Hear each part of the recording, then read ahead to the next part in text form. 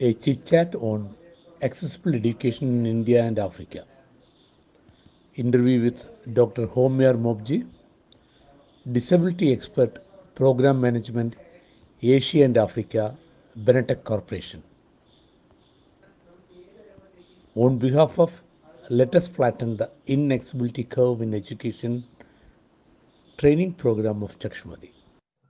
Let me welcome Dr. Homiyar Mobedji, who is the head of Benetech in Asia, Africa, and Australia, and who is taking care of the BookShare operations in this continent. As all of you are aware about the Let Us Flatten the Inaccessibility Curve online courses, which is taking place since last month, we have very good response from all across the world. Especially, there are many participants coming from African continent. So, some of the African continent participants are having some doubts to clarify. As well as we recently started a new campaign called Salamanga campaign for inclusive education. Because as all of you know, most of our special schools are doing very bad job. They are spoiling the generations of people without giving them proper education or quality education or giving them access to technology. Now COVID-19 has created a big uncertainty in the education industry. Those who are not digitally enabled are now no more in the scene. They can't do education, they can't do anything. So that is the reason we started the Let Us Flatten the Inaccessibility Curve. So we are doing a series of video recordings which give the experience of the people who had a past without technology and now a future with the technology. So let me ask Dr. Homiyar, because Dr. Homiyar is one of the very strong advocate for assistive technologies, and he has written documents for most of the education departments in India and abroad for how to make their education accessible. So can you just narrate a little bit on that side? Thank you for having me on the show, Kamal. And I congratulate you and your entire team of Chakshumathi for taking this initiative in pushing digital access for persons with blindness and low vision. And as you rightly said, today in this pandemic area where people who are not digitally connected are completely isolated. And we have no sight where this pandemic is going to end. We don't know when it is going to end. Hence, it is extremely important that we, as citizens, supporting organizations and individuals with blindness and low vision, should encourage more and more people to go digital. One of the most important aspects that I have been promoting even before the COVID pandemic is the importance of inclusive education, the importance of an education system where there is no spatial school for the blind and the low vision spatially. They should be admitted into mainstream schools and colleges, provided these students have access to three things. Number one is content in an accessible format. That means all their academic learning materials should be available in such a format which is accessible to the blind and low vision student.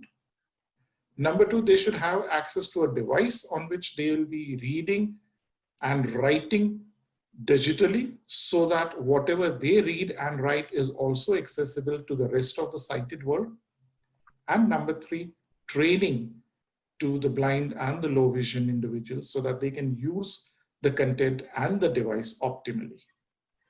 So if we introduce this simple yet extremely powerful scheme of things, we should have a generation of blind people who now become completely employable.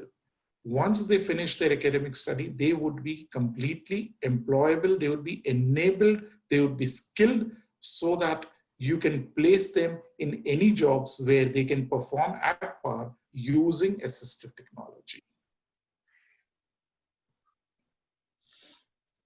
Okay, that's a good explanation. Okay, here I recently start calling only technology because I really want to delete that word called assistive technology. The reason, now that is everything comes born accessible. So what is the point in calling a special term called assistive technology?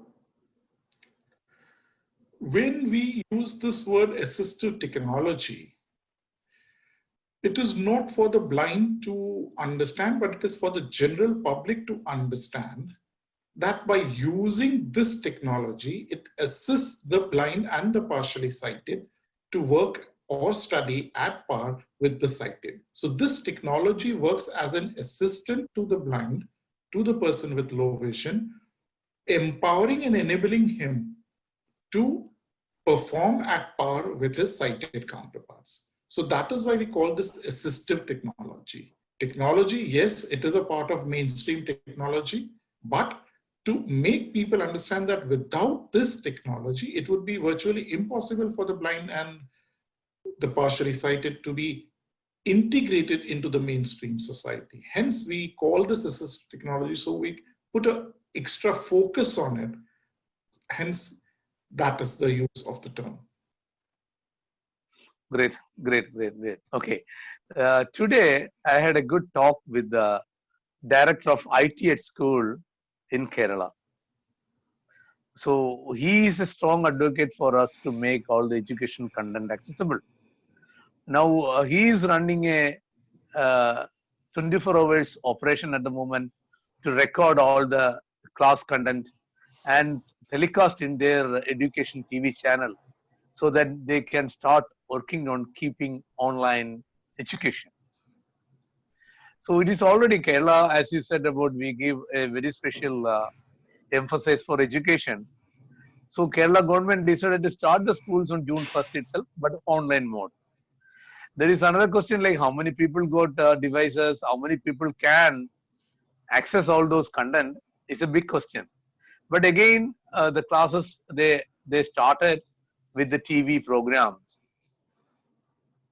So today when I was talking to the director of IT at school, I said, okay, let us give you a demonstration on how dynamically we can do the classes, like the teacher and the student participate in the same manner. See, from the last few years, Chakshumathi, what we were doing, we were trying to find out mainline software, mainline systems, and see its accessibility. Surprisingly, in the maths and science area, we have very good mainline systems which is running very well. So next week, we are going to do a demonstration to them. Let's see how it works. So what do you think? What about the other education and departments in India will be doing? I think NCERT has quite closely made their contents accessible. Others, I'm not sure about it. Well, it's a sad story, Kamal, where none, I would say, none of the educational boards, including NCERT and large universities like IGNOU, have their materials in an accessible format. And it's a very sorry statement that I'm making. NCERT recently made a big hue and cry about creating accessible EPUBs and putting it on a platform. Unfortunately, these EPUBs turned out to be very shabbily reproduced. There were lots of errors in those EPUBs, and hence organizations like BookShare had to come in and still again redo the same work which the government was supposed to do. Mm. Similarly, in other states, all the materials of all the textbook corporations and boards are there on their websites. The English files would be reasonably accessible. I would say the word reasonably, and that is in the percentage wise. If somebody asks me, it would be about 60% accessible, because there are no markups, navigational markups within those PDF files. They do not comply to the accessibility guidelines, but because it is English, you can still manage to read the text, though with difficulty. But when it comes to vernacular text, when it comes to languages like Malayalam and Tamil and Kannada and all the other vernacular languages of India, including Hindi, all this text has been designed using non-Unicode, non-accessible fonts. This is the biggest challenge that we face as BookShare. We have been advocating for use of accessible fonts. We have been writing to the ministries n number of times.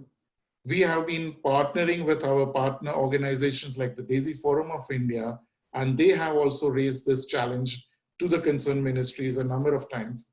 Unfortunately, it has not yielded us much of results. To that extent, we have also extended our support to the educational boards, where we have said we will help you convert all your old materials and make them completely accessible, provided you give us the guarantee that all future releases and revisions of your textbook would be made accessible. The boards do not comply to this request also, because they are dependent on DTP operators who are not very well trained, and they insist, these DTP operators insist on using old styled DTP softwares like PageMakers. And PageMaker, for your information, the company developing PageMaker had discontinued developing PageMaker 12 years back. And our DTP operators are still using that old, incompatible technology. That is the problem. Okay, I think the COVID-19 adversity will become an advantage to people with print disabilities. Hopefully, anyway, the government had to make their contents digital. It is high time for us to stay awake and make the importance of making a single content for sighted or for the especially able children. So that way we are trying our level best. At least let us do it in Kerala. That is what we think.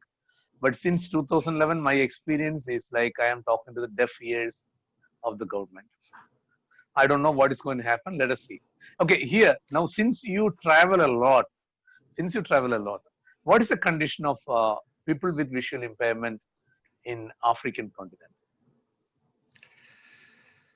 BookShare serves Kenya, Ethiopia, Tanzania, and Malawi for free.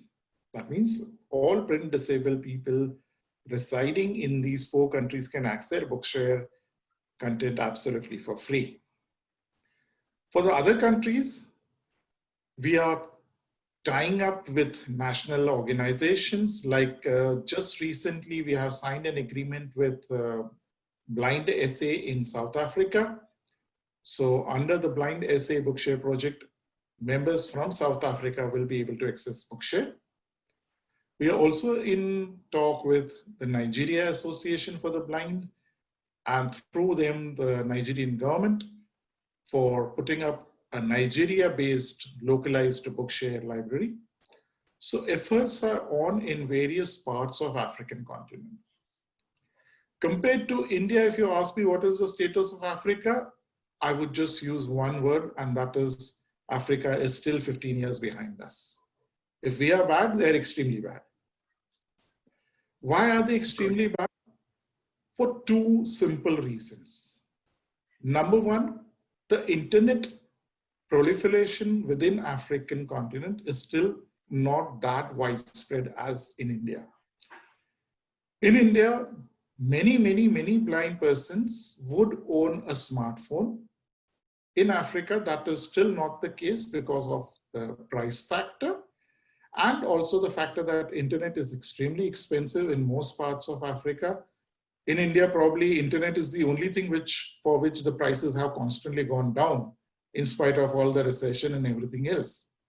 So we are blessed that way that in India, we have the connectivity, we have the bandwidth, we have the price factor in our advantage, where our students can easily connect to the internet and be connected online.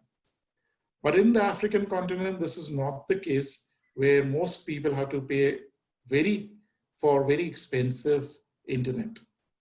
And even the price of a smartphone compared to India is a little more over there.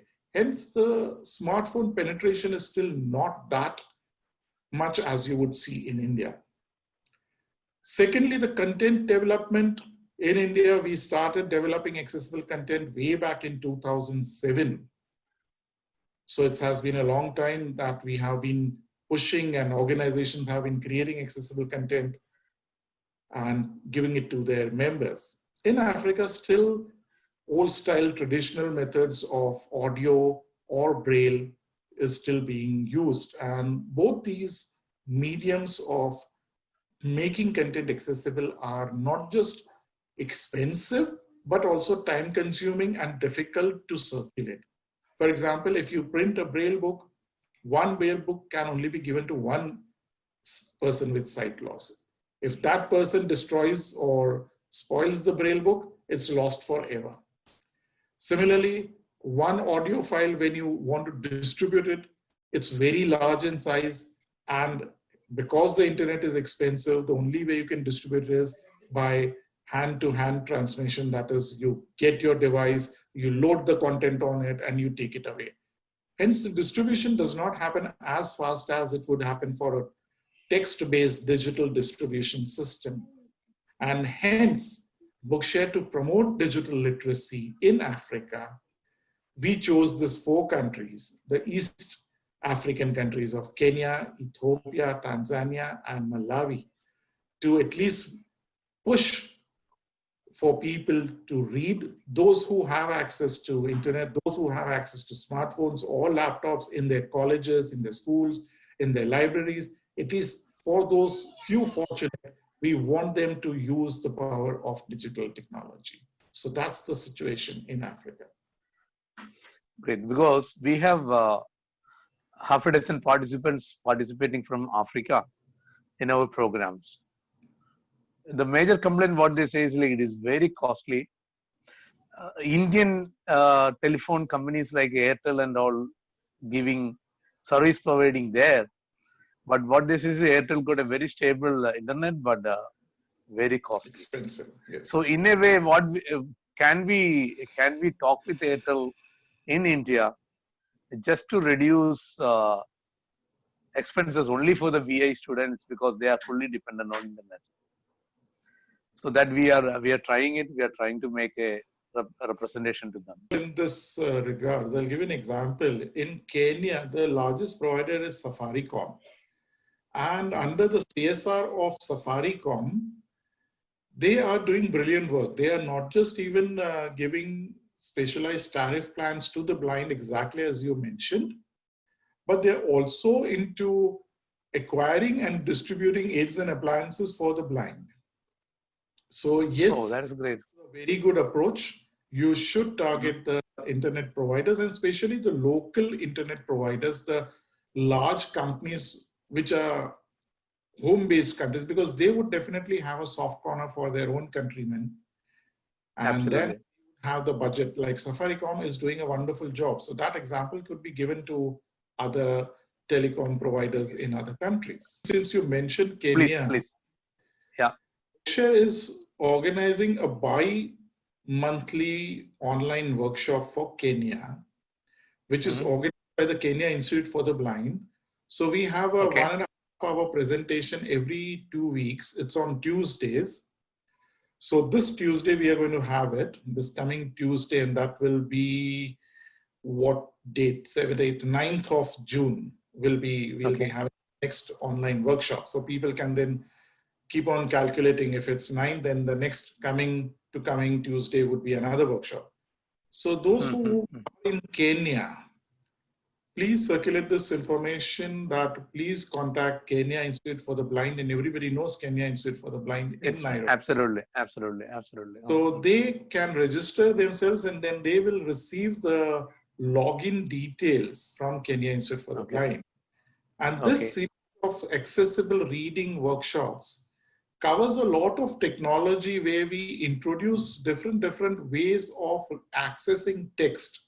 For example, this time we are going to talk about InVision AI, which is an application for the Android and the iOS platform. And this InVision AI is a wonderful piece of application where you can scan and read text instantly, or if you have a PDF, you can convert that PDF on your smartphone and read it instantly. You could also do facial recognition. So if you have stored certain faces of your friends and family, if you're going into a crowd, you scan, you will immediately know if they are there or not. So it's a wonderful application. So we talk about such applications every 2 weeks.